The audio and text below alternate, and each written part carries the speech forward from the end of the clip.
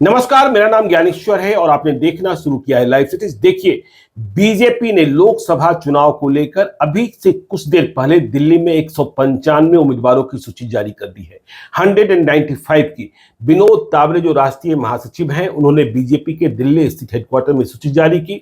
इसमें कई राज्यों के उम्मीदवार हैं। उत्तर प्रदेश के हैं, उत्तराखंड के हैं, मध्य प्रदेश के हैं, राजस्थान के हैं, छत्तीसगढ़ के हैं, बंगाल के हैं, दिल्ली के हैं, लेकिन एक भी प्रत्याशी बिहार से घोषित नहीं किया गया। हाँ, बिहार के रहने वालों को कई दूसरे प्रदेशों में चुनाव लड़ने का अवसर मिल रहा है। देखिए, मनोज तिवारी फिर से टिकट पा गए हैं बीजेपी की ओर से, और पवन सिंह भोजपुरी फिल्मों के सुपरस्टार जिन्हें पावर हाउस कहा जाता है, वे पश्चिम बंगाल में आसनसोल से चुनाव लड़ेंगे शत्रुघ्न सिन्हा के खिलाफ। देखिए, पवन सिंह के बारे में कई तरीके की चर्चाएं थी कि वे आरा से चुनाव लड़ेंगे और आरा से बीजेपी का टिकट चाहते हैं, लेकिन अब वे बिहार से पश्चिम बंगाल पहुंच गए हैं। दो बिहारी आमने सामने लड़ेंगे। लेकिन बड़ा सवाल ये कि जब इतने सारे प्रदेशों के उम्मीदवारों की सूची जारी हुई, ठीक है, चाहे संख्या जो हो, लेकिन बिहार बिल्कुल गायब रहा। झारखंड से भी कई उम्मीदवार घोषित किए गए। देखिए, बड़ी खबर यह है कि यशवंत सिन्हा के बेटे, उन्होंने भी चुनावी राजनीति से संन्यास लेने की घोषणा की थी। अब जाकर मालूम हुआ है कि उन्हें पता चल गया था कि टिकट उन्हें नहीं मिल रहा है। वहां मनीष जायसवाल को हजारीबाग में टिकट दिया गया।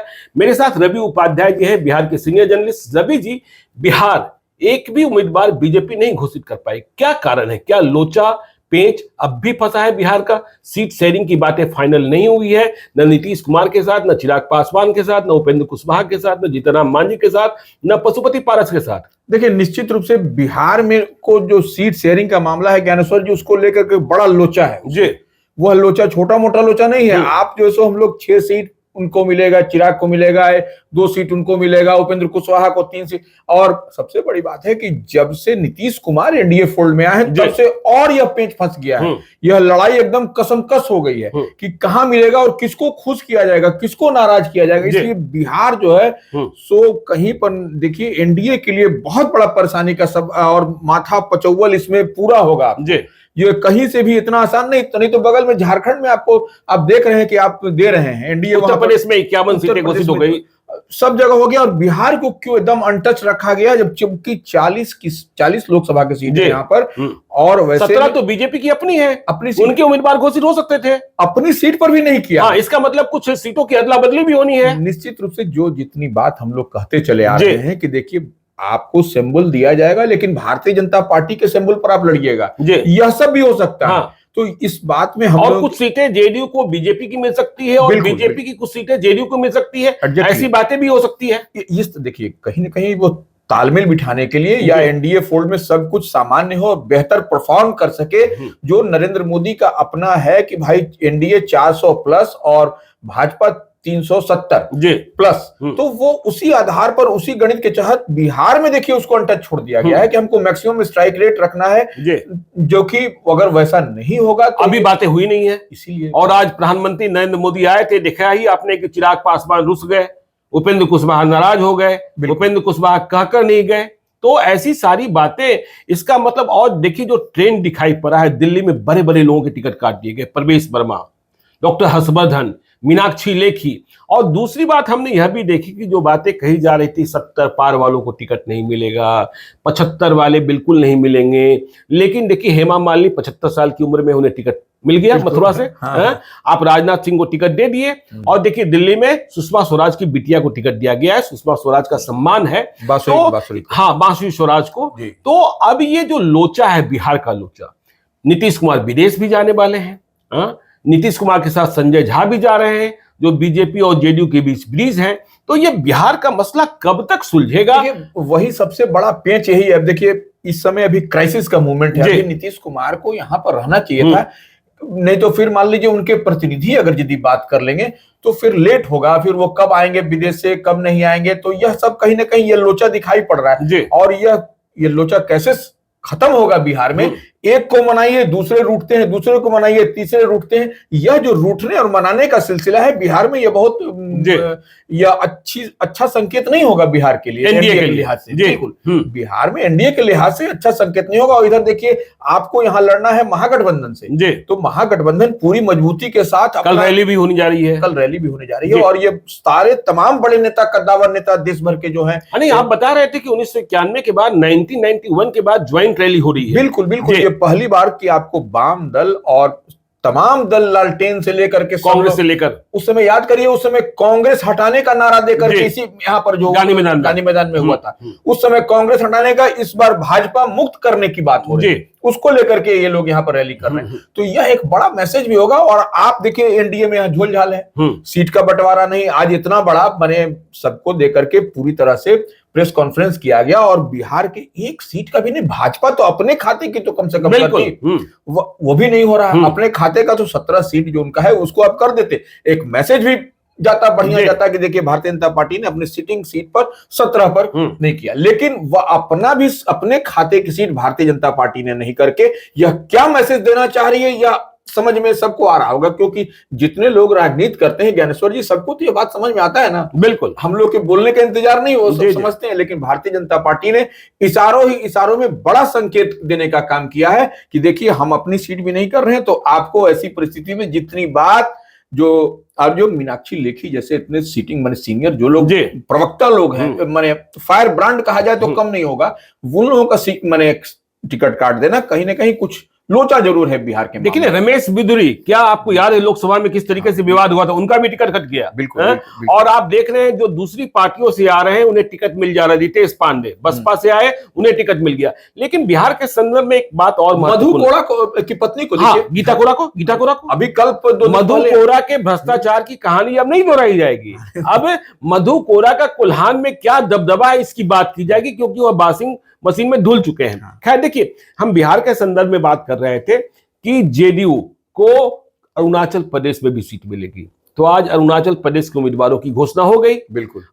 और यह बात पहले क्लियर हो चुकी है कि उत्तर प्रदेश में सीटों का बंटवारा हो गया है। 74 पर बीजेपी लड़ रही है, 2 पर जयंत चौधरी की पार्टी राष्ट्रीय लोकदल, 2 पर अनुप्रिया पटेल की पार्टी, 1 पर निषाद पार्टी और 1 पर ओम प्रकाश राजभर की पार्टी। तो अब तो बिहार के बाहर जेडीयू को कहीं लड़ने का अवसर मिलने जा रहा है, इस बात की संभावना नहीं दिखाई पड़ रही है। बिल्कुल नहीं दिखाई पड़ी। और देखिए, जो माने जो जेडीयू की जो बात थी कि पार्टी के विस्तार के लिए वो दूसरे प्रदेशों में अपने उम्मीदवार को, जैसे कि वो झारखंड में वो चाहते थे, खीरू महतो को उन्होंने राज्यसभा भेजा झारखंड से ला करके, तो यही कहा गया था उस समय, वही बात कही गई थी कि पार्टी का विस्तार करना है, इसीलिए हम लोग उत्तर प्रदेश चाहते हैं, झारखंड चाहते हैं, या नॉर्थ ईस्ट में चाहते हैं, 7 सिस्टर्स में। तो वो अल्टीमेटली जब वहां पर भारतीय जनता पार्टी अपने उम्मीदवार को दे चुकी है, तो अब वहां का चैप्टर क्लोज हो चुका है जेडीयू का।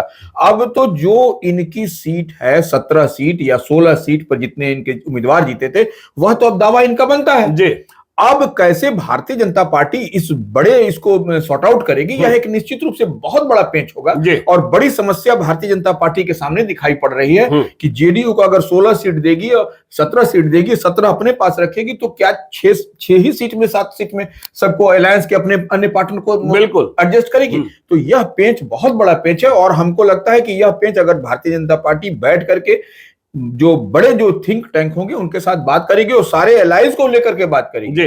और जो आज हम लोग देख रहे हैं कि आज एनडीए माने भारत में नरेंद्र मोदी की रैली में यह जो 2 चिराग पासवान और उपेंद्र कुशवाहा का नहीं जाना, इन लोगों को कहीं ना कहीं कुछ संकेत जरूर मिला हुआ है, तभी यह सब कुछ दिखाई पड़ रहा है। इन लोगों ने आपस में बात की होगी निश्चित रूप से। निश्चित कि देखिए जिस तरीके से बीजेपी सीटें बांट रही है। एक और बात समझना चाहते हैं, देखिए बिहार के बारे में यह चर्चा होती रही, और जब भी बात हुई कि 70+ या फिर 75 वाले, हेमा मालिनी को 75 साल की उम्र में टिकट फिर से दे दिया गया है।